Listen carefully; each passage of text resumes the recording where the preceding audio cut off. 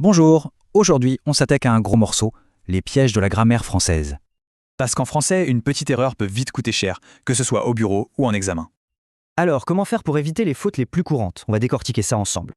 La plupart des guides se concentrent sur les mêmes points sensibles. Orthographe, accord, on connaît la chanson. Le premier gros obstacle, ce sont les homophones, ces mots qui sonnent pareil mais s'écrivent différemment. On commence avec un classique A sans accent, le verbe, et A avec accent, la préposition.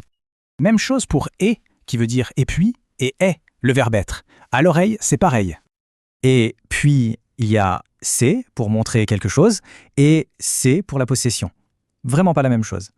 Allez, on passe au niveau supérieur, le redoutable accord du participe passé. En fait, tout dépend de l'auxiliaire. La règle n'est pas la même avec être ou avec avoir. Avec être, c'est simple. Le participe s'accorde avec le sujet. Elle est venue. Facile. Avec avoir, c'est une autre histoire. Il y a une petite checklist. D'abord, trouver le COD. Regardez bien la différence. Ici, le COD est après le verbe, donc pas d'accord. Mais là, il est avant. Bon, tout ça, ça a l'air compliqué. Mais en vrai, il y a des astuces toutes simples pour s'en sortir. Pour A ou A. Par exemple, il y a le test de l'imparfait. Si on peut dire avait, c'est le verbe. Voilà la boîte à outils.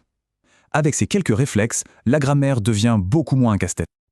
Une fois qu'on maîtrise ça, tout devient plus fluide. On gagne en confiance, en clarté. La base de tout,